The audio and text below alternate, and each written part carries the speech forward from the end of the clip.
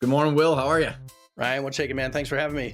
Yeah, I am so damn excited because you and I chatted literally last year, not too long ago though. And Chris Yonker had done the intro because you were on his show, and there's so many common connections. And I got on, and I honestly like we got on the call, and I was like, I don't even know exactly why we're on there. But then within 1 minute, I was like, who gives a shit? Because this is a blast of a conversation. I think you were sitting with you were building your new RVs, and you were talking about your roller coaster background, and then oh, by the way, you sold a company, and I was like, hey, you should come on the show. So, Will, if people are not familiar with you, let's just give the 30,000 foot overview of a little bit more color in the multiple things I just mentioned. What's your background, and then we can jump back into the web.com. Okay, sure. If you want, I'll give you the 90-second thing. Yeah, do it. I'll try to do it even faster than that. So I'll get in front of a room full of people or a keynote or whatever, and nobody knows who the hell I am or what the hell I'm doing here. I'll usually say something like, "Hi, my name is Will Pemble. I once upon a time I built and sold web.com, which started in my Connecticut basement and grew to be the 19th biggest web hosting company in the world. And we were competing with about 100,000 other companies at the time. So I feel like, well, it's not an indoor world record. It's pretty good." In 2007, I sold that company, which, by the way, we operated profitably from day one. In 2007, I sold that company and then shortly exited that company after that and turned into kind of a management consultant to answer the question that I was constantly getting, which was, how did you do that? And the answer is not probably what most people would think. So since then, I've created a company called Goal Boss Mastermind, and Goal Boss is a management and leadership consulting and training company. We certify Goal Boss coaches. We teach people at every level of their careers how to get what they say they want, and also how to be clear on what they want so they know how to say it so they can actually get it. A side hustle of mine, which started kind of during the pandemic, is a company called Hack My Van. I bought a Sprinter van and turned it into like a really fancy RV. And so now one of my side hustle jobs is over the course of 2022, we're going to build like 5 or 6 or 7 of these $350,000 super luxe Sprinter van based RVs. And then there's other stuff that I do, but generally my mission in life is to help people get what they say they want in business.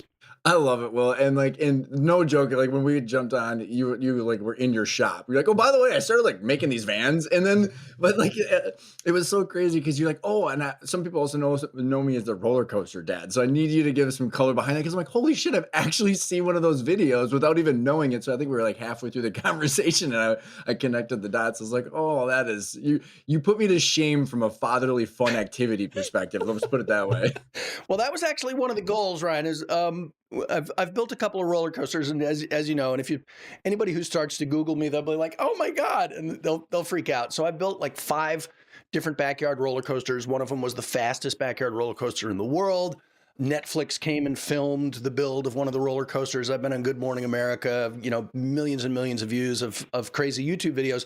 And to your point about fatherhood, the reason I started making those videos was to show Grandma Lois the progress. Let's just like show Grandma Lois how me and the kids were doing building the roller coaster. And then also to like definitively prove to my brother that I was a much, much better dad than him. And those were the only 2 reasons that I put those videos up. And then they just turned into this whole crazy Thing. I mean, thing. like Yeah. hundreds of thousands of views on these. I mean, it's like it's no joke either. And like it's not like some shitty roller coaster either. Like these are legit. I was like, oh my God. Yeah. It's The so first one was a little shitty. The first one was kind of like lumber and PVC and all of that. And then, but then, like everything, you evolve it. And so, I was like, wow, it'd be really better if we could make this thing with steel. And I was like, okay, well, we're going to need like steel rollers, and we're going to need welding machines and plasma cutters and all that sort of stuff. So like, off to I love it, Harbor man. Freight we go. My kids are like, hey, can you put together this like playhouse? I'm like, no, thank you. It's got directions. I don't want anything to do Yeah. with that. Yeah. Well, my All right. So my go office ahead. is like a 3,000 square foot warehouse, 25-foot ceilings, 14-foot roll-up doors. And the reason my office is there is because it's a really good business decision, and it's, really affordable real estate. And also you can build pretty much anything you want. I was talking yesterday to a guy.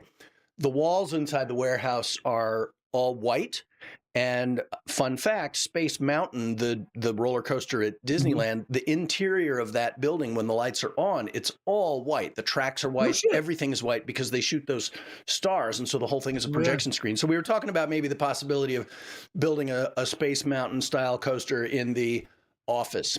So we'll see. All right, so I'm going to use all of this as a launching pad into going, okay, because the reason I enjoyed our first conversation so much is I had lots of ideas, lots of passions, and I think a lot of entrepreneurs can relate to the flashy object syndrome. I want to go back to when you started web.com. Like, I used to open up for years, Will, with a, hey, why'd you decide to become an entrepreneur? And everybody goes, well, I never decided, I just accidentally. So Yeah. I'm curious, like, of the origination or the origin story. Like, hey, where were you and how did you, like, what did you want with it and why did you start the business?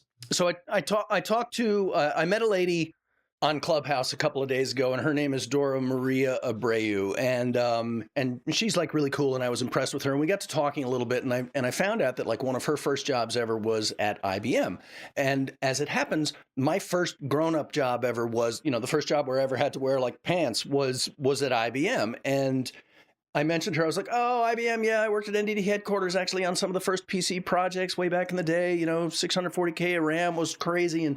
But the seminal moment, the pivotal moment for me in my career at IBM was when my second line manager, who is my boss's boss, stopped me in the hall one day and said, hey, Will, I'm John, or whatever his name was. It's like, hey, I'm John. Just, nice to meet you. I wanted to, welcome you to the team. Nice socks. Are those purple? Anyway, we don't run in the halls here at IBM, and that was my first interaction with like senior management in any organization ever, and so the takeaway for me from that interaction is like, I don't fucking belong here, right? I mean, it was just like, these are not my people. This is not my place. This building is too. I'm not comfortable in this fanciness, and so if somebody were to ask me, it's like, why did you decide to become an entrepreneur? My answer would be kind of two parts. It would be like, well, I don't recall ever making the decision, but if I had made the decision, it would be because I just wasn't suited to anything else, right? So like, why did you become an entrepreneur? It's like asking somebody, so why'd you choose type 2 diabetes? What's the deal about that? It's like, well, fuck, I didn't have I was born with it. I can't help it. So, I run in the halls of like sprinter vans, roller coasters, movies, and like tons of random stuff. Yeah, I mean, like if I'm being honest, and I think if any entrepreneur is being honest, it's like, I didn't choose this. I don't want to be this way. I mean, so all I want is I would love to be just like satisfied, right? That would be so great, right? Can you imagine waking up and just like being satisfied? I don't know anything about that. And so that's why I'm an entrepreneur, is like, I'm always either seeing a problem and wanting to solve it, or creating a problem and wanting to solve it. But that's what got me into this thing, is I had no choice at all. So what was that like then, going from IBM, and then was it directly to web.com, and then maybe talk about like a little bit of how that idea turned into something? Sure.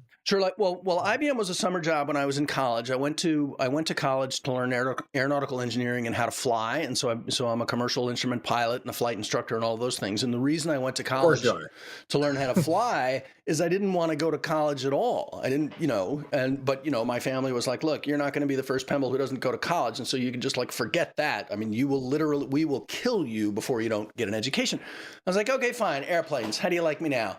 And that was your rebellion. Yeah. And I was just like, okay, fine, I'm going to fly airplanes. What do you think of that? And then accidentally, when you learn to fly airplanes, that education for me, my pilot training, is some of the most valuable education I ever got, because you learn things like, how do you just intuitively or instinctively or through muscle memory, how do you predict the results of a little minor control input? I'm going to do a little teeny thing today or right now in the airplane. I'm just going to like do that with the yoke. Mm-hmm. How is that going to affect the immediate behavior of the airplane, the destination, what time I get there, what altitude, how much fuel that's going to cost. Am I in danger? I better look both ways before. And so when you learn to fly an airplane, there's a couple of things are super important and relevant about that to, I think, anybody who's trying to do something impactful. The first thing, there's this saying where you want to stay ahead of the airplane, which means I'm not looking inside the cockpit. I'm not looking at my instruments, maybe corner my eye and stuff. But what I'm doing is I'm trying to look to the horizon. If I like landing an airplane, if I look at the end of the runway when I'm on final, I'm going to land that airplane beautifully, and it's just going to like grease onto the runway and roll out super smooth. But if I'm focused on the numbers at the very beginning of the runway, I'm just going to plow into the runway, and boom and bang and bounce and do all sorts of non-graceful things. So that's one thing. Is pilot training taught me to kind of stay ahead of the airplane, stay ahead of my life, figure out everything that I'm doing matters. Everything you do as a pilot in command of an airplane matters. Everything you do as the pilot in command of your life matters. There's no trivial choices, decisions, actions. Everything ends up being the ingredients of whatever goes on next. And so there's no better way that I can think of to learn that than learning how to fly airplanes, because the cost of doing it wrong in an airplane is you're going to kill yourself or you're going to kill somebody else, right? So it's not dangerous, but it's unforgiving. And part of the problem in business is that business can be pretty forgiving. And so you can get away with a lot of stupid mistakes. And that's why people don't crush it all day, every day, because business can be so forgiving. And so I try to treat everything I do in business like I'm flying an airplane, right? Well, it's super interesting. First of all, absolutely love the analogy, Will. And I can relate, because when I was downhill extreme mountain biking in New Zealand, and they said, do not look in front of you, because if you hit the brakes because of what's in front of you, you're totally effed. And and they're like, say, look 2 feet, 3 feet in front of you. My buddy didn't. He looked in front of him. He hit it. Total ass over decal.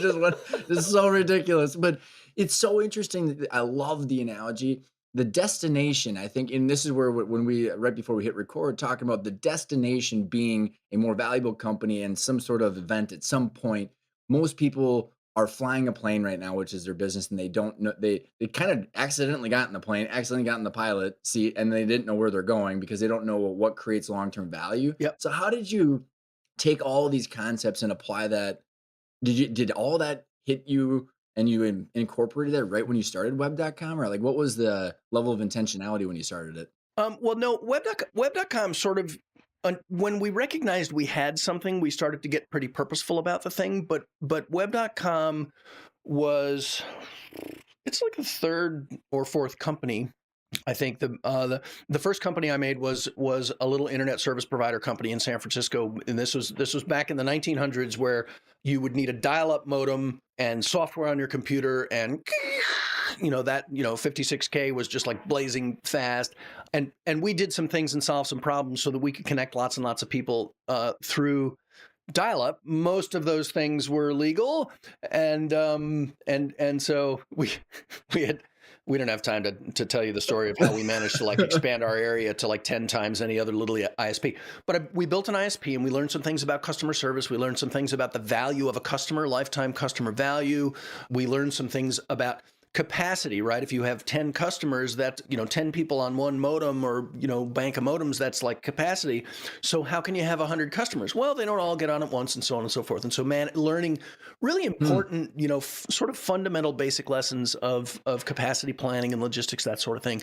The next thing we did was, because I ran this ISP company, I got technical, and I got a Microsoft certification and a Cisco certification, and I learned a bunch of technical things. I'm not technical natively, but I am fluent in that language, but it's a second language for me.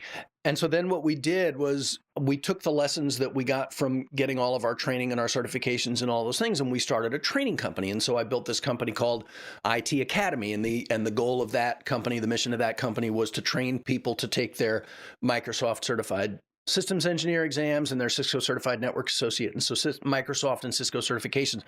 We ended up with 2 offices, one in San Francisco, one in Denver, training thousands of people to go through these things because it was really important. You know, like if you're having somebody work on your network, you'd really like them to be certified by the company who builds the hardware and software of the network. So that happened.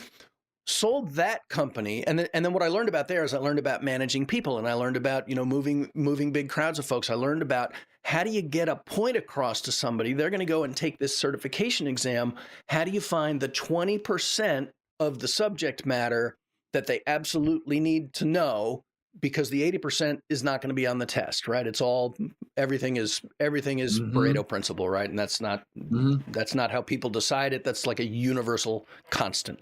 And so that was a really fun company. And we sold the ISP, by the way, just to a bigger company that we started to be a pain in the ass to. And they just came along and bought our customers. They looked in our like closet of tech, and they're like, yeah, we don't need any of that. We want to buy the customer information, and we're going to start by apologizing to them for like whatever the hell that situation is.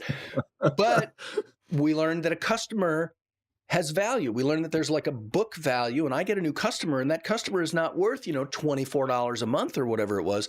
That customer is worth the lifetime customer value, probably times some multiple, because it's a customer. And if I do it just exactly like that, there's that. But then there's also potential values and forks in the road and other places we can go with that relationship. And I didn't know any of that when I was doing it, when we were doing that business. I didn't know any of that stuff. And if I had, I would have made a lot more money, right? So, which is hopefully why people are listening to the show, because that is exactly right, right? Dude, wow, that was expensive. All day, every day, people in business make choices that directly impact the present and future value of their company. And I've done it enough times. I've done it smartly a couple of times. I've done it poorly more times than I could possibly count. But I've got enough experience with it now, and you know, I'm sure you're in the exact same boat. It's probably even worse for you. The whole world of business, from your perspective, it's got to be just like watching a series of train wrecks, right? Or like the girl running upstairs when the murderer is coming to the, you know, it's like, don't do that. It's like watching, it's like The Matrix, where you see the zeros and ones and you're like, holy shit, everybody's fucking plugged in. Yeah. It's like, oh God, you're just not that. And as we get more public, as we get more, you know, as the world comes in, you know, to the transparency and the vulnerability and all that stuff, it's like it makes it so much better if you know what the fuck you're doing, and it makes it so much worse if you don't. Because like I watched, you know, I'm not gonna name names, but in recent history, I watched somebody systematically dismantle the future value of their business and their brand. And I get, you know, sometime when the camera's not rolling, I'll tell you the story, man. But it was just like, you know, and then people like reached out to me or wanted to talk about this. Like, hey man, did you see the thing? I was like, yeah, those are not leadership choices maybe I would have made. But all day, every day, we do things, and we do it because it's like, oh, I want to be real, and I want to be vulnerable, and I want to be, okay, but you also want to be a leader, right? You want to instill confidence, and you want to know what the hell you're doing. So, but everything matters in running a business, especially the public's perception of the business. Well, and why I put up my hands while you're saying that, because like when you go back to your flight analogy, Will, and what you're saying about and I love how you're saying it. Everything impacts the current and the future simultaneously. Yeah. And when you're flying a plane, you know that because you got a destination that's clear. You know what you're flying. You know how you're doing it, and you know how that works. Whereas in like so many people it's like kind of the definition of a lifestyle business. You can have an $80 million lifestyle business where you're just doing things for the end of the year tax return. Yep. And it's just like, and then you're like, wait, this plane has to freaking land somewhere, and I got to do something with it. And people don't know that one decision impacts the present and the future, because they don't know what the future looks like or could be. Yeah. And they also not planning for it, right? I mean, how many acquisitions start out, or how many acquisitions like are on purpose? right? And I'm the first to say it's like it was never my intent to have web.com get acquired, right? That wasn't my mindset. I wasn't thinking along those lines. All of those things never occurred to me. And honestly, if they had, I'd be a fucking billionaire right now, right? I mean, just like without question, I'd be a billionaire if I knew the stuff then that I know now. And the crazy part, I mean, I'm not motivated by money. It's a great way to keep score, and it's good for buying, ski trips and stuff. But so I enjoy it. Don't get me wrong, but it's like, it's like, hey, we'll give you a lot of money if you do this. Like, yeah, whatever. But the point of growing a business, you have to decide early on in your business. First of all, is this a like you said, is this a business or is this a job? Is this a lifestyle business? And like you say, there can be $100 million, $50 million, $80 million. There can be huge lifestyle businesses. And there's a couple of ways to tell, right? If you stop going to work, does the money stop coming? That's a good sign, right? But you should choose, and you should do it consciously. And that's kind of the thing of it. And if you choose, it's like, I want to be the biggest whatever in the world, or I want to be the most popular this, or I want to be I want to be the Kleenex of whatever. If that's what you say you want, then your behavior must align with that, which means you have to know that the very best case scenario is you're going to end up owning 16% of your $1 company, which I'm pretty sure is how much Bezos owns of Amazon. And that's like alien level unique. Really, what'll probably happen is if you want this to be a real business and you want to get it funded and all of that and go public, you're going to own single-digit percentage of your business when it's all said and done, and that's very few people can get their head around that, and very few people can think about, like, somebody. I'm sure people come to you all day every day. It's like, hey man, help me run my business. It's brand new and I'm just getting started, and I'll give you like 25% of it. And right there, somebody offers me 25% of their business. I'm like, not interested, because I know it isn't worth anything if you're going to give me 25% of it on day one. It's like, basis points. It's like, look, this is $1 billion thing. I'm going to give you a couple of basis points and you'll be lucky to have it. I'm really curious how you make that assessment, what you see and how you, what you look at in a new business or something that you think might have legs. What's the calculus from your perspective? How clear people are on where they want to go. I can't believe how few people understand and can articulate what they want long term. It's just shocking to me, because I've always operated like that. I mean, I grew up in sales, so it's like, I want to make a shitload of money, or I want to be this, or so it's just like back into the plan. And it's like, well, how in the hell am I supposed to know what I'm going to wake up and do if I don't know where I'm going? And I cannot believe, Will, how few people don't get insane amount of anxiety about not knowing where they're going and why they're doing what they're doing. Because I was the problem child in school, where I'd be like, why, like, why? So read this book with a bunch of black and white pictures and a bunch of people with wigs and learn about history. Why? Like, learn about finance. Why? And so, like, I think just the amount of times I ask that, I just have to know, so I know why I'm doing what I'm doing every day. And by the way, going back to your satisfaction, it's way more satisfying to understand how to deal with the bumps in the road, like you talked about. So, like, how clear were you with web.com? You said you would have been a billionaire. Yeah, I know there was tongue in cheek there, but like, what was the learning curve of, like, or the clarity learning curve of, like, where your destination was going? Did you want to be the Kleenex? Did you want, like, what was it that was driving you and waking you up every day? Well, we to a large extent, right? And I was, this was, it's a really successful story, but again, it's like, it's like $1 million story, not $1 billion story. But it could have been $1 billion story had I focused more. If you and I had been hanging around together, it'd be $1 billion. It'll be $1 billion story, except that I think you were like 12. So I do remember the AOL 1,000 free hours a month. So I do remember that. Well, I found one of those CDs in one of those mailers. They just like fire mailers every. That's got to be worse than money now. And we were cleaning out my mother-in-law's garage. We were down there digging through my mother-in-law's garage, and I found, like, I was like, oh my God, this is an AOL CD. It's like, this is a collector's item. Right. But So in terms of the clarity for web.com, we weren't super far ahead of the airplane, right? We were looking at the end of the runway, but we weren't looking at we weren't looking to the horizon, which is usually about 35, 40 miles away. We weren't looking that far down the road, but we did have a couple of things that were sort of North Star for us.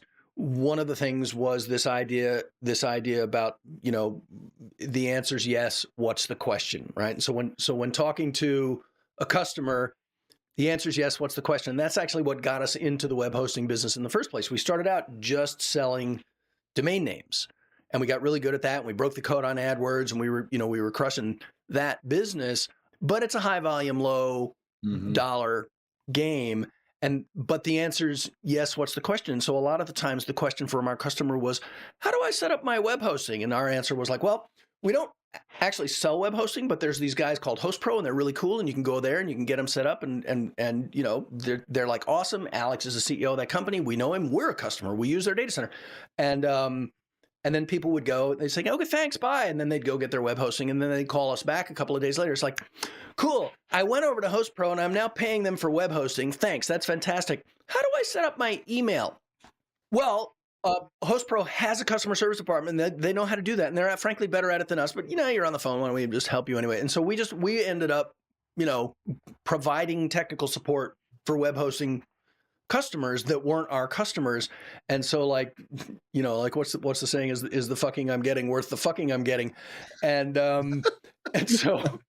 so the answer to that question in some meeting or other was like, clearly not. We are Alex's customer support department, and he's a great guy and all, but let's get into the hosting business. So again, what we did was we recognized as lifetime customer value. We got a domain name customer. We can keep them forever. Nobody ever changes unless you have to actively screw them over. But what about web hosting? What about web design? And so we learned some things, but it was very, from again, looking back, it was very transactional, and it was very lifestyle business oriented, because at the same time, we were making up this industry as we went. I mean, there weren't a lot of people doing what we did, right? We were the first company to offer private domain registration. Now it's everywhere. You'd never register a domain name. People listening in going like, holy crap. Yeah, we were the first company to offer alternate domain name suggestions. No, your domain name's not available. How about, ryanisawesome.com instead of ryan.com? Sign me out. Yes. And so, we did all of these things. We built all of these really cool technologies, and some of them were patented, and hosting automation and blah, blah, blah. The value of it didn't really occur to us until after we built it. And so a lot of it was sort of like finding treasure that we had buried ourselves before we knew it was treasure. When we got to the negotiation to actually sell the company. And I'm every once in a while, I'm pretty quick on the uptake. And so we knew the things that were valuable about our company, because they're the things that the other guys told us, like, well, your private domain name registration business, that's not really that interesting, but we'll probably just take that off your hands anyway. And we're like, yeah, that's going to be extra. And so we were like, so anything they told us they didn't want, we were like, oh, well, it's good that you don't want that, because it's not part of it. and so we learned fast. But again, I think to myself, if I look back at that, and we're in, me and my little consulting gang here, my little Gold Boss world here right now, we're in kind of I'm in a similar situation right now, but I know stuff that I didn't know before. But going back to the, it's kind of on the web.com side of things, if we started out and had an acquisition plan, like a written plan for getting acquired. It's like, this is how we're going to go do this. This is how we're going to get the money. The point of this business is to sell some or all of it. This is the kind of investor that we want. This is the kind of funding that we want. This is the kind of company that we want to buy us. This is what we want the following roles to look like after the acquisition. Some are going to go away. Some are going to change. What is all that going to look like? You don't have to be surprised by any of it. I was surprised by most of it because I was deeply focused on the problem solving, the technology side of it, the leadership, the market, people side of it, right? I loved what I was doing. And, and so like an investor looks at somebody like, Will Pemble circa 2005, you look at somebody like me running a company like that, and then there's like this little thought bubble over your head, like a cartoon thought bubble with like a roasted chicken and steam is coming up, and you're like, oh, that guy. Right? Just drooling. Yeah, it's like, well, I want to pull that thread, Will, because the amount of when you said that, I get these calls from people, or how many train wrecks do you see? And it's almost sometimes the lack of the train wreck and the fact that someone doesn't know that the train wreck happened. And because like you said, there's the person, but then there's the other buyer that's got the chicken roasted and them drooling. I mean, I get people like, hey, I got this out of the blue offer and we're running towards it because they want to get the deal done. I'm like, well, no shit. If you stumbled across a piece of commercial real estate that was providing a 50% cap rate and you could buy it like so cheap, like, yes, like, of course you want to buy that as soon as possible before people figure it out. Yeah. And what happens is they don't know, because there's this lack of understanding of the value that was created, to not understand that. Because I think a lot of times it's people going, holy shit, this is actually worth something. Like, let's quickly sell it before they find out that it's not worth anything, when it's actually the complete inverse for the most part. And when you had said at the beginning, when you look back and you had that story of someone eroding their value every day, or even yourself, if you would have known what this looks like, what are some of the things in web.com that you didn't know, like the decisions might have been different if you understood what created long-term value? Well, I mean, it's obviously it's easy to call them on Monday morning, right? Or I guess Tuesday morning now, but it's easy to look back and say, I would have done this different. I would have done that different. I think a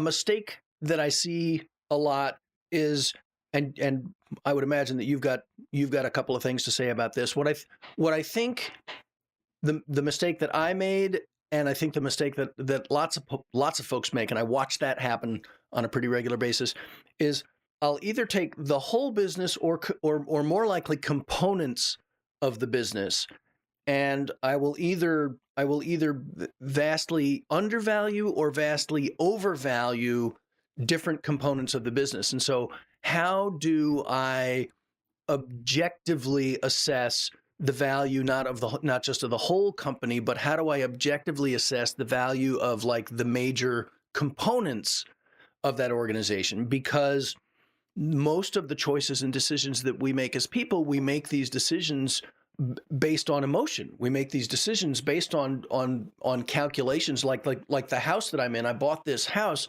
20 something years ago without ever seeing it because I liked the name of the road it was on.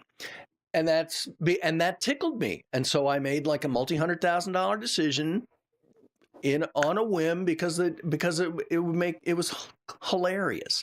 And it worked out okay and fine and whatever, but like, generally speaking, like the biggest decision you make in your life for almost all of us is the house we buy. And I did it because the name made me laugh. And so that's like one example of it. But like, I'll undervalue or I'll overvalue parts of my business, and I will assign, and for emotional reasons, and that makes me very hard to deal with from the other side of the table, right? It's like, oh my God, that fucking guy, right? He likes the name of it. Where do you go with that? And so how do your people, your clients in your world, how do you navigate that? How do you manage that thing? Or is it just me?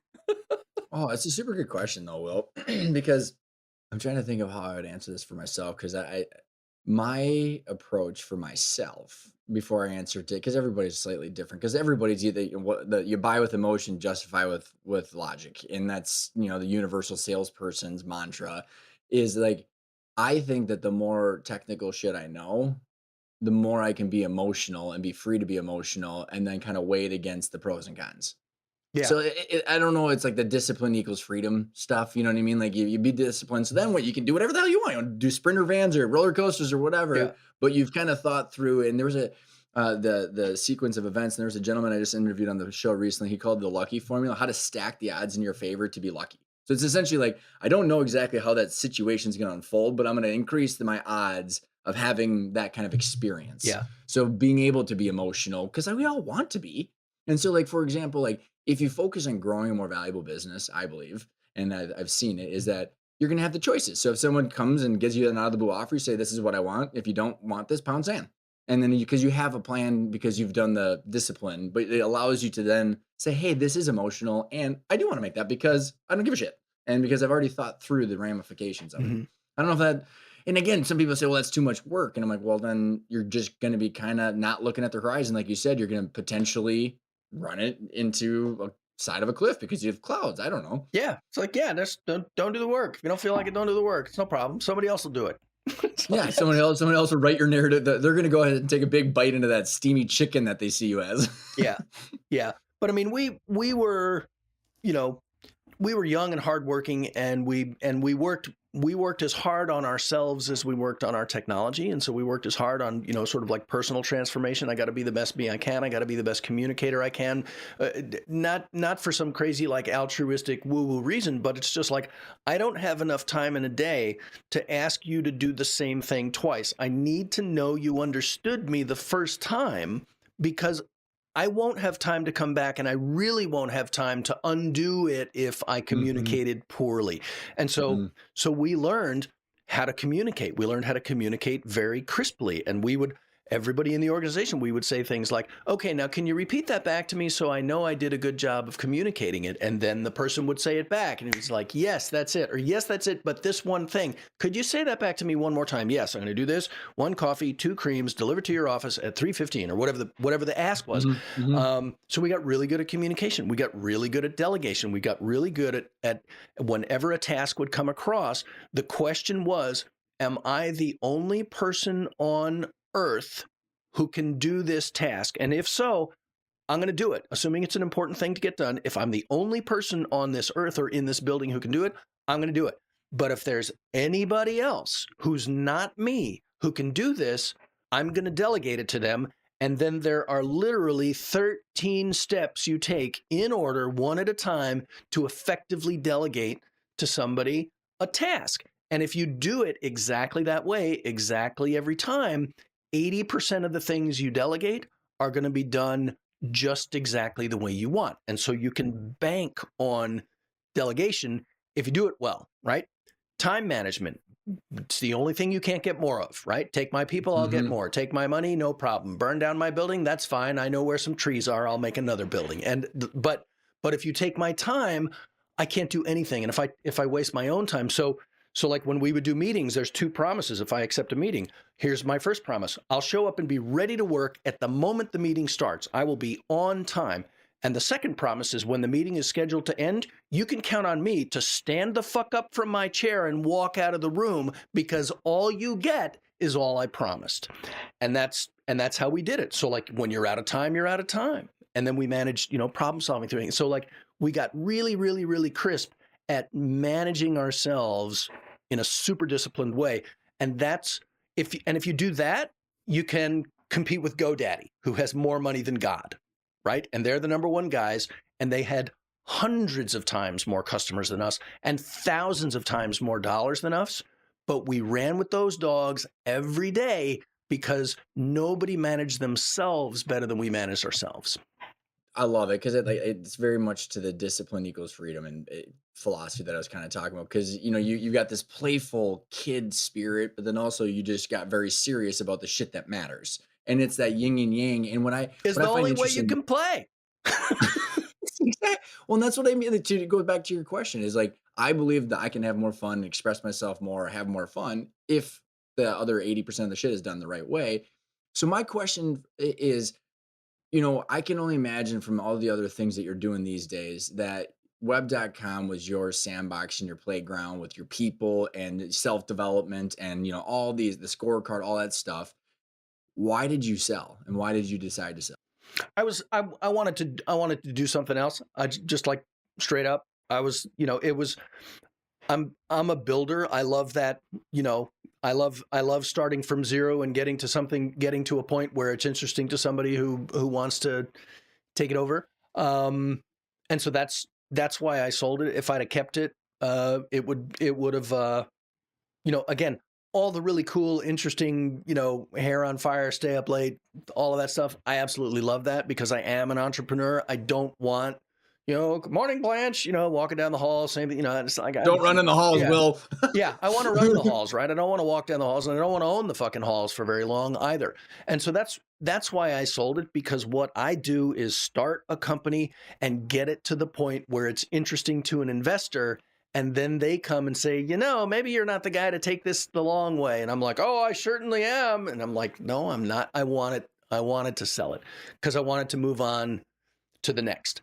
That's the part that's like fun and exciting. I'm like horrible, I'm the worst employee you'd ever want to have. And we're going to get to that. I want to ask you some stories about that, because I know that there are some when you were the employee. But how did you know, or what happened where you realized that your board needed to move on?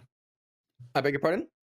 How did you know that you were bored and needed to move on, or it was time to sell? Like, was there a situation? And because I guess the point of the question was was it an out of the blue offer and then you realized it, or did you hate the job and then you decided to take an out of the blue offer? We loved it all day, every day, and we were growing all day, every day, and there was like plenty of challenges, right? And things weren't like hunky dory, look at this awesome cash machine. That's not what web.com was when we were in that negotiation. I mean, we had our fair share of adventures, to be sure. My feeling about if you know who you are, if you're an entrepreneur and you're the person who's going to like build something and sell it and build something else and sell it, and this is not the last idea I'm ever going to have. Yeah, it's a good one, whatever. My feeling about that is the time to sell your business is the time that somebody wants to buy it. That's my feeling about that. And so like, and I've never had any emotional attachment to the actual corporate entity or the customers or the business or all that stuff. It's like, dude, you want to buy it? You think you can do better? And that's going to be awesome for me. And I can compress, several years of income into like a day. Yeah, I'm interested in that because, and that's, it never occurred to me to think, oh my gosh, but this is my last big idea. I'm never going to, right? It's like if Bezos sold Amazon 15 years ago, he wouldn't have disappeared from the world. We would still have him doing something, right? But he just like stuck with it, loves it. He's a long-term player, and he owns it. He's got a very specific vision of what he wants the solar system to look like, and he's positioned himself perfectly to leverage that. Most of us aren't him. Most of us don't have whatever the hell that is. For me, I want to sell my company when somebody wants to buy it, because I know, and I want to understand, it's like, what are you going to do with it? How's it going to look? What's your plan? Certainly I've got a dog in the fight and I've got an interest in that, but it's never been a concern of mine. It's like, well, what if this is my last idea? What if I can't make something else, like that? So in your experience, so, and I think that there's, totally get it. And I see that what you just said is on the rarer side and the definition of entrepreneur or business owner, I think, is probably something to probably unpack. We don't have to do it now, but entrepreneur being serial entrepreneur, doing it multiple times, lots of ideas, launching something, versus business owner, or, however you want to use the words, is a multi-decade, like, this is my identity, this is my family, this is like my community. I think there's a huge spectrum of these and none of it's right or wrong, in my opinion. It's all how well do you understand what you want? And most people, they think they are more in your camp, and then they go to the deal table and they're like, you better not change my fucking logo because I like the name. Yeah. Or whatever it is. And it's like, wait a second, the whole deal, 10, 20, $30 million deal is going to get blown up because you don't want us changing your logo. And so it's it's the opposite emotional thing that you talked about, you buying the house for that. Same thing happens when people are selling. So I think this is this challenge that people don't know, and they haven't thought through it. Yeah, they don't know, they haven't talked through it, and then which brings us maybe sort of like another piece of another thing that's important about learning how to fly an airplane is 80% of flight training is emergencies. 80% of the times you're flying with it, you're going to take off, right? So, here's the best, or a good one that I can think of is like, remember the Sully Miracle on the Hudson, landed that airplane, New York City, a couple of years back, 208 seconds of terror, birds in the engine, blah, blah, blah. So the question is, people look at like, oh my gosh, I can't believe he did that. That was amazing. And it was. How did he do that? Well, how many times do you suppose Sully landed an airplane on the Hudson River or on a body of water? And the answer, well, what do you think the answer is? How many times do you think he landed a I think it was a 737. How many times I'm do you going think to be he the landed? bad student. I'm going to ask a clarifying question. Are you talking virtual simulation or in real life? Exactly. And so exactly, in real right? life, I'm hoping he didn't do it in real life Yeah. a bunch. in real life, one time. But in his 30-year career as a pilot, as an airline pilot, every 6 months, he went to Atlanta to a place called Flight Safety where they get checked out and they fly these big, amazing simulators and they do all the emergency stuff, including ditching an airplane, which is what landing on the water when you're not meant to means. And so he didn't just make all that shit up in 208 seconds. It was all muscle memory for him. It was all decades of training and preparation because 80% of pilot training is training for emergencies. When I'm like learning how to fly, when I was learning how to fly an airplane, 4 out of 5 times, you put, push power and you're climbing out and your instructor will reach over and pull the engine back. He's like, all right, you just lost your engine on takeoff. What are you going to do? Where are you going to land? And that's what you do. And I know it's like, okay, gas, make sure my fuel is on. Undercarriage, make sure the gear is down. Mixture, make sure that, GUMPS is what it's called. Gas, undercarriage, mixture, props, seatbelts. And you do a GUMPS check just like that, and I can't even tell you that story without leaning down because I know where the fuel valve is in a Cessna 182, and that's the airplane that I like to fly. And so, gas, undercarriage, look out the window to make sure the gear is down. Don't assume it's just because it's a fixed gear airplane because you may be flying a different, so gas, undercarriage, look and make sure the gear is down. Mixture, full rich mixture. You're getting all the right amount of gas into the engine. Props, full forward, which is like first gear on an airplane in a car. And seatbelts, make sure everybody's buckled up. Once you do GUMPS, then, you find a place to land. You trim for maximum. So all of that stuff just happens because we've done it so many times in training, we can't not do it. When once upon a time when 911, but once upon a time 411 is a number that you would dial to get information. You'd call for, hey, can I have the phone number of Pizza Hut or whatever?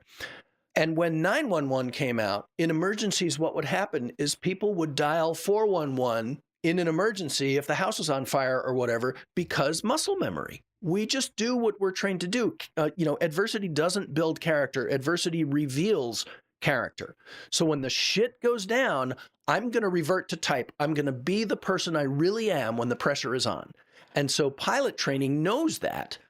We know that when the pressure is on, we need the pilot to go, gas, undercarriage, mixture, props, seatbelts. That has to happen. And it has to happen without thinking because you're thinking about a whole bunch of other things at that moment. You're thinking about your life, your family, that girl that I showed up, it's like your whole life is flashing before your eyes and you've only got muscle memory. How many times in business do we practice for emergencies? Only when the shit's burning down.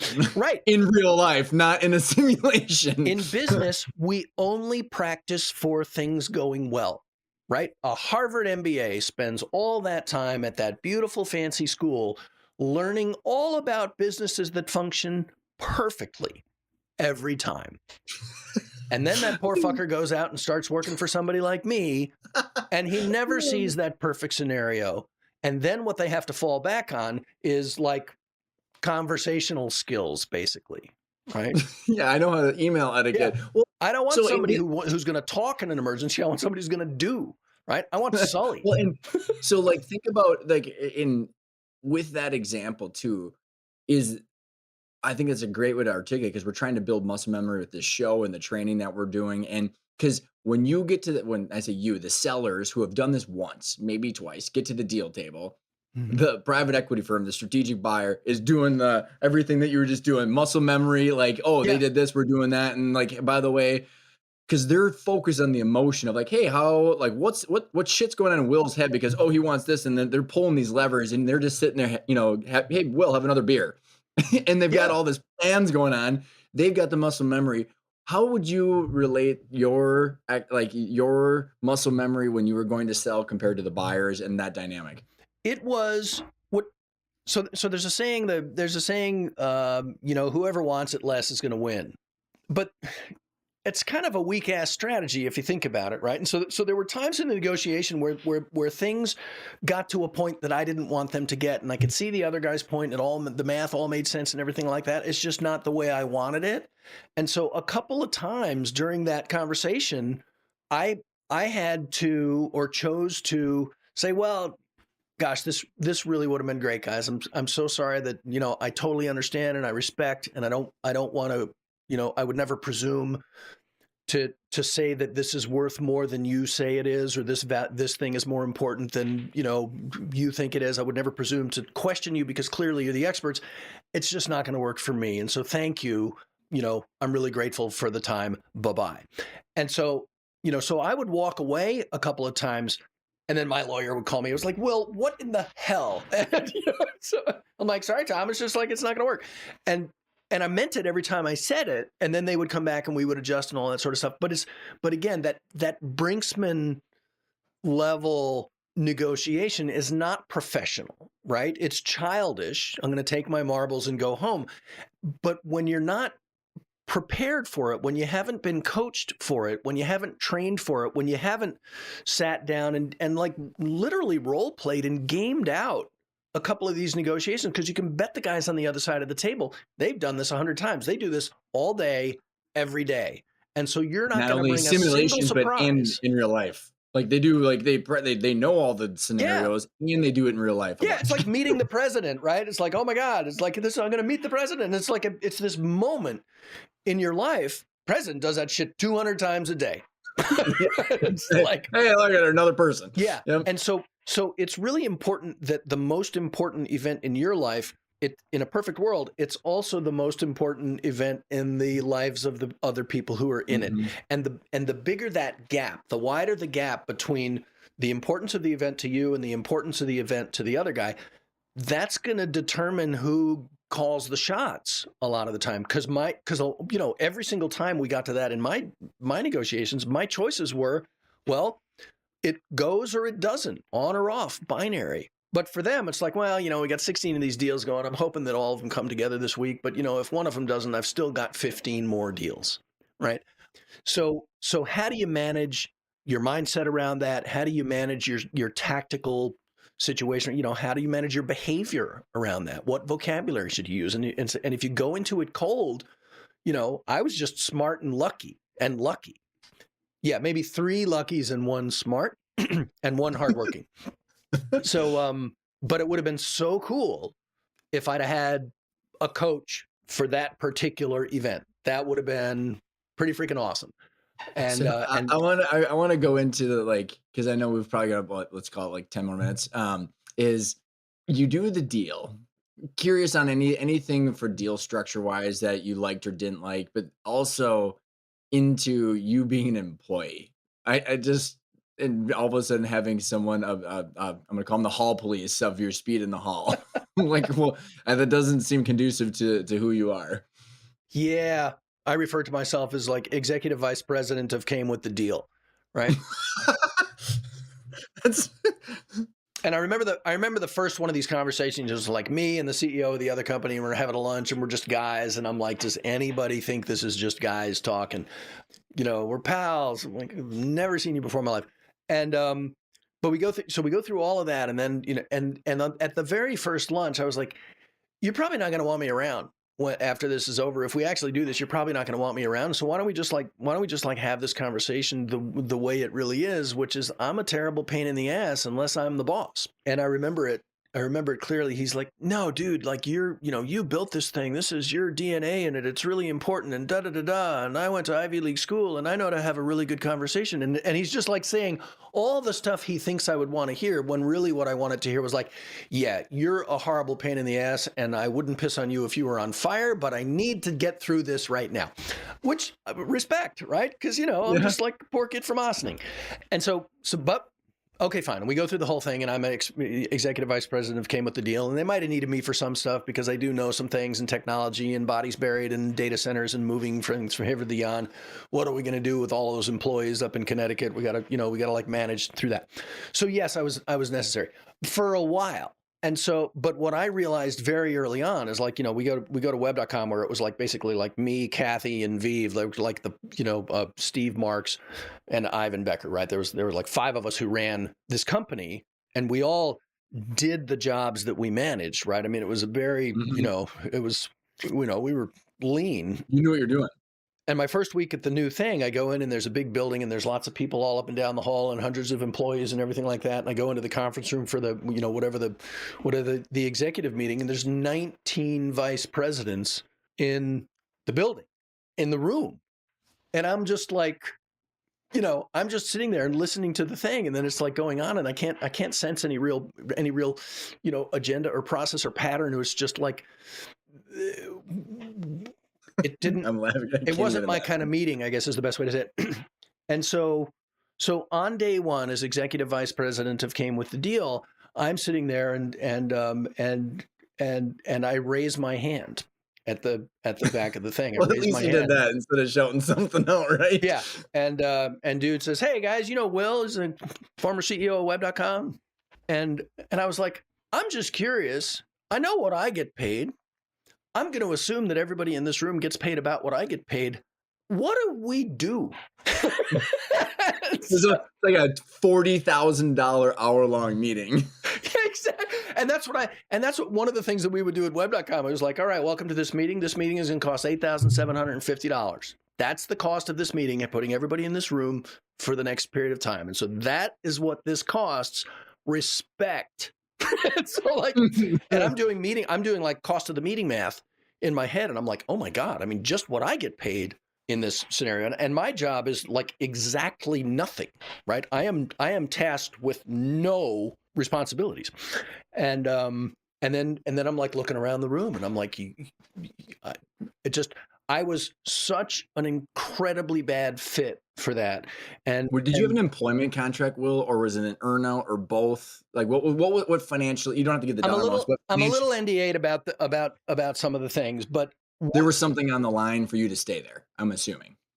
Yeah, no, they were, it's like you want to incent people to stick around and make a contribution, and you want it to be in the best interest of the organization. By the end of my first day as an employee of this newer, bigger thing, it became pretty clear to the leadership that my best contribution to the organization would be absence from it. And so I love it.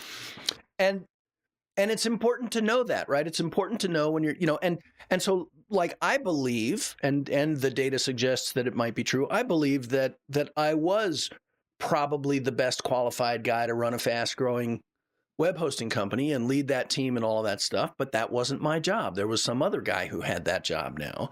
And so while I may have been the best person for the job, or while I may have been the right person for the job, I wasn't in that job. My job was to do something else.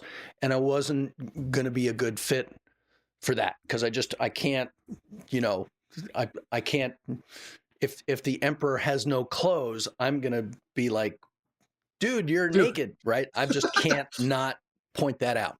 So again, did I get fired? Did I resign? Was it mutual? It's like, yes to all. That's going to vary based on who's telling the story.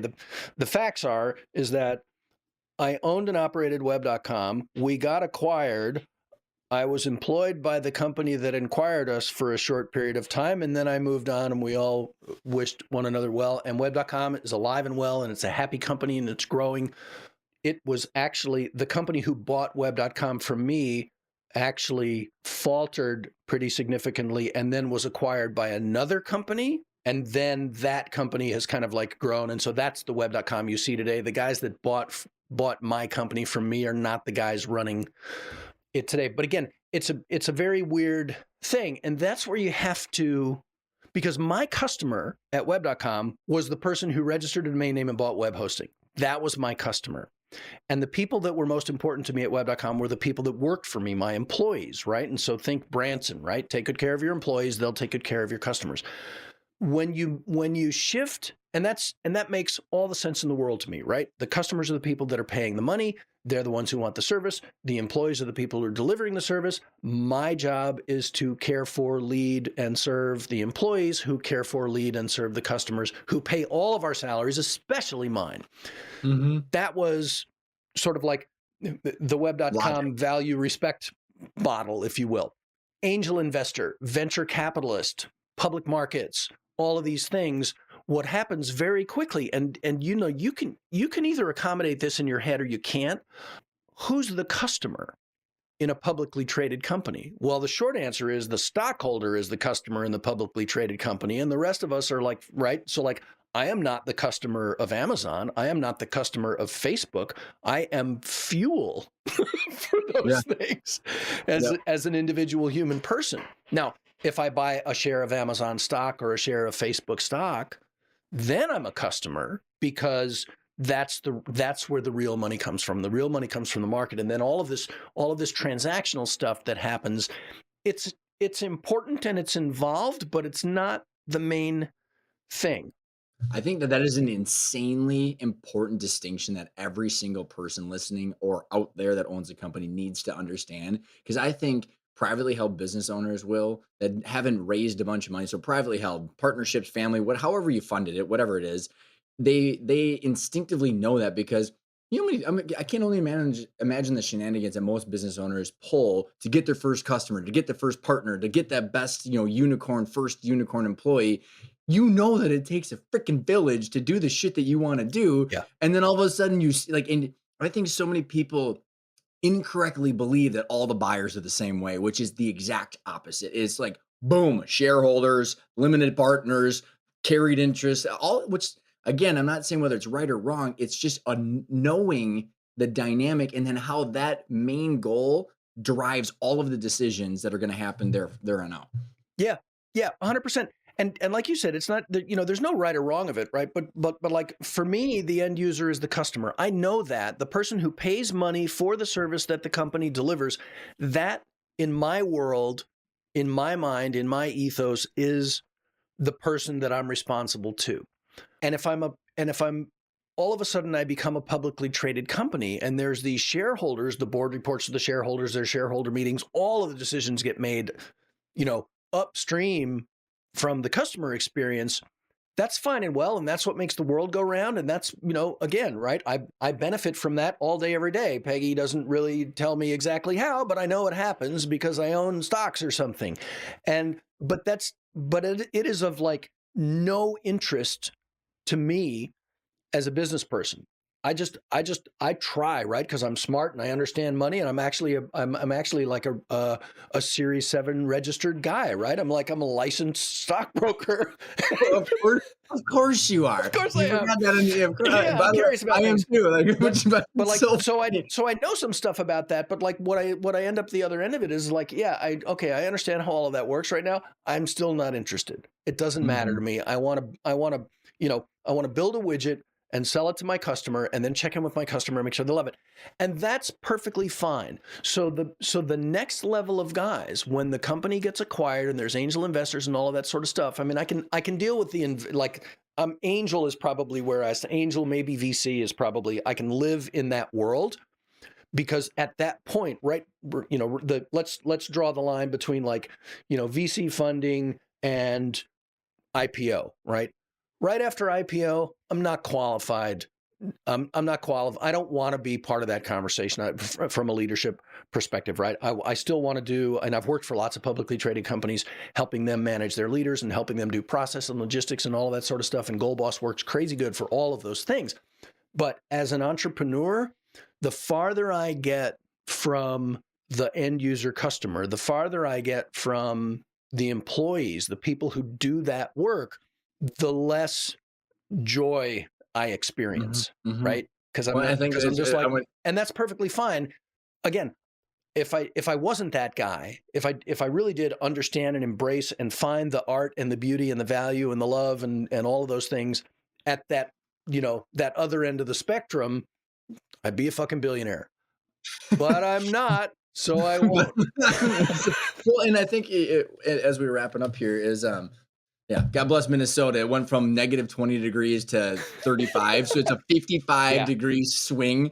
So going back to like, and I think one last note on that, Will, is that, not everybody that listens, and most people that listens are not going for the public markets. It's private equity it's either ESOP, internal transfer, or private equity. And the private equity spectrum of flavors is infinite. So like knowing this stuff is the only way to decipher whether they're a customer first or all stakeholders or just the investors. Yeah. It's almost impossible because it's not so clear, like, oh, it's only shareholders. I mean, it's very difficult.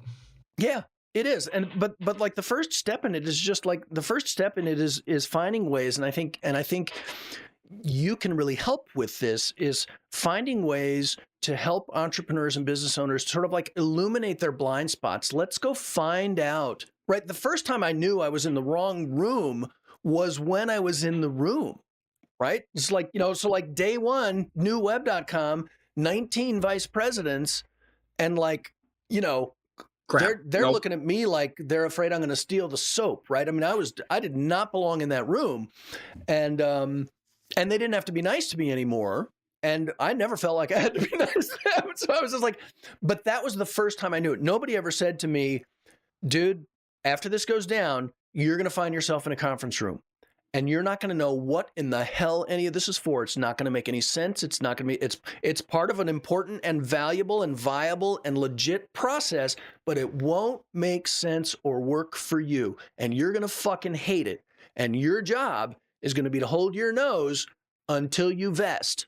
And like somebody needs to say that. I mean, I figured a way to accelerate the hell out of that process, but because it's like, but that's another story. When the NDA is gone, we'll have to have you on back. It's like, hey, if we vest this guy, we can get him out of the building. It's like, that's a great idea.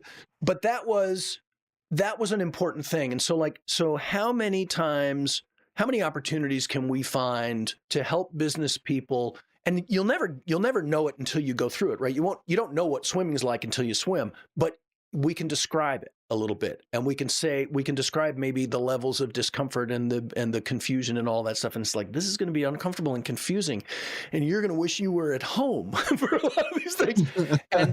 And here's why. And so I think that if I could go back and do anything, it's just like when I dropped my daughter off at college, a couple of years ago, I dropped her off and, first kid off to college, and I drop her off and, bye-bye, have fun. She's in the dorm and I'm scared and she's scared and there's all of these kids around, and I drive down the road. Dude, I got 200 yards down the road and I had to pull over to the side of the road and cry for a half an hour because I was done. Mm-hmm. I was, you'll take it from here? What the fuck? Right? I mean, and I was totally blindsided by this. I didn't know it was coming.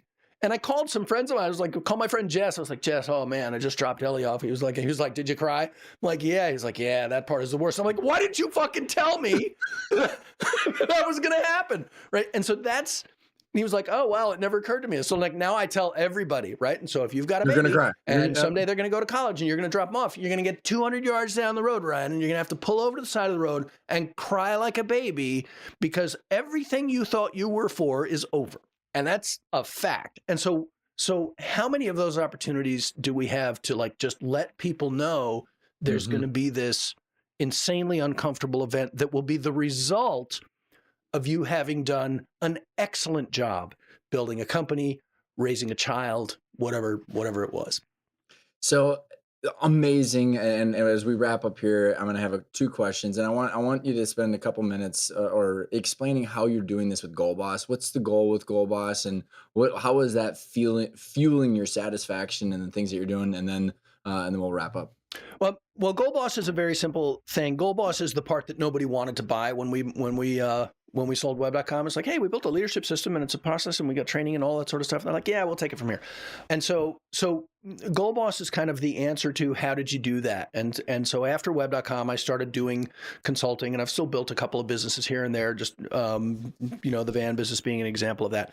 But the Goal Boss leadership system, and I wrote a book about it, and you can get the book, and is like the consulting mechanism that I built to do good coaching and consulting for companies a lot like the one that bought web.com, and also, heating and air conditioning companies and real estate companies and all sorts of different things, because the business management system that is GoalBoss, it works for any kind of business, any kind of organization. And because I'm technical, and because I know software, and because I know data and all of this stuff, I wanted a system and a process to manage my coaching business so that I could keep the client up to date on where we were at with things, measure things, document stuff. I've never enjoyed spreadsheets. I love databases, however. And so how do we collect that data and present it to the customer? And since everything I ever built, I built to be scalable. When I built like the GoalBoss app, the coaching app and the consulting app that exists that I use to run that business, we may as well build it so that it's highly available and highly scalable, and so that you could run any number of coaching businesses in it and cage one from the other and keep it secure and all of that sort of stuff. And that's just how I built it, because it's the only really way I know how to build stuff. So I accidentally built a coaching platform that'll work for an infinite number of coaches for an infinite number of clients, and that all exists. And so I did that for many, many years since web.com up to sort of like the beginning of COVID, traveling all over the world, meeting with people, doing speeches, all of that sort of stuff, road dog life. COVID happened, and I just took the year off, and that's why I built the Sprinter van, and that's why the van business exists, right? Just 2020, I was like, hell with that, man. I'm not getting on airplanes. I don't want to do Zoom. And then at the beginning of this year, over that quiet time, if you will, I realized that essentially my customers, since I left web.com, my customers were basically sort of like privileged executives, right? And, rich white guys is pretty much where my customer is. But I've also had an opportunity to like work with all sorts of people, just kind of on a low-key, quiet basis, solopreneurs and stuff. And so the mission of GoalBoss, and so we renamed GoalBoss to GoalBoss Mastermind, and we created a free community that you can go join. Go to goalboss.com and you can click the join button. You can join for free. And the mission of GoalBoss Mastermind is to make the GoalBoss leadership system and all of those tools available to anybody who wants it. And so, because up until then, you can have all the GoalBoss you want. My rate is $23 a minute. And a lot of people, I've come to learn, can't pay $23 a minute, even if the product is awesome. Now we figured out a way to make it available to anybody who wants it on sort of like a good, fast, cheap, pick two basis, right? And so there's the free version. You can hang around. We got talks, we got tools, we got information. You can learn it.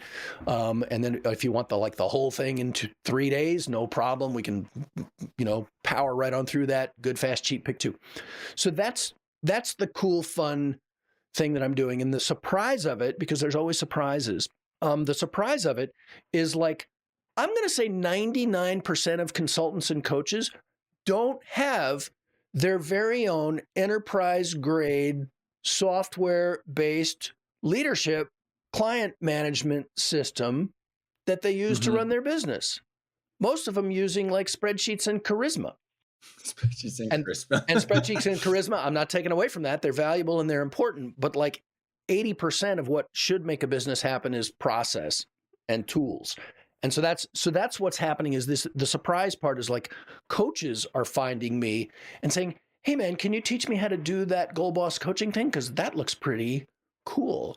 And so now that brings up a whole bunch of it's like, well, yeah, we can so we're certifying some coaches and we're going to train them to do stuff. And then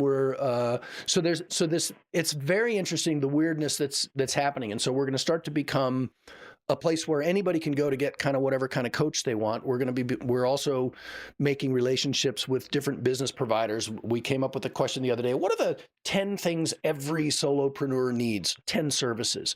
And so we're finding and sourcing all of those things so that we can make that stuff happen. Oh, super cool. Super fast. So yeah, it's turning into its own thing. And again, it's the team, it's the members of Mastermind. Those are the people that are leading me and telling me how to build this thing. But so it's a heap of fun.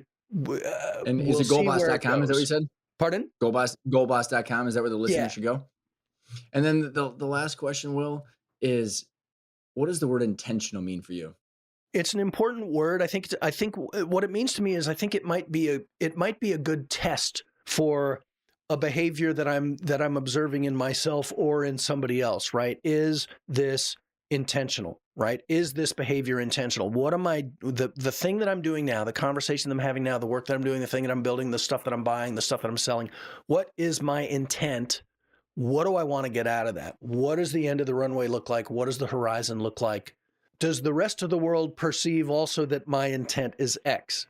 Because if if I say, hey, you look great today, you could take that in 100 different ways. And I need to make sure that you're interpreting my behaviors and my words the way that I would want you to, because damn, right? So that would be the thing, is that what I think of when you say the word intentional. What I think is like, all right, what if I'm doing something on purpose, I'm doing it intentionally, but what does it look like, at the end of the runway? What does it look like on the horizon? And does everybody else see you? And does everybody else see you landing the plane that you think you're landing? Yeah. Love it. Yeah. Well, this has been so much fun. I'm so happy we made this work. Yeah, thank you, bro. I'm really grateful for the time. I look forward to. I hope the editing's not too horrific. Oh no, we will not. We'll have round 2 when that NDA is null and void. Well, thanks so much for coming on the show. All right, my brother.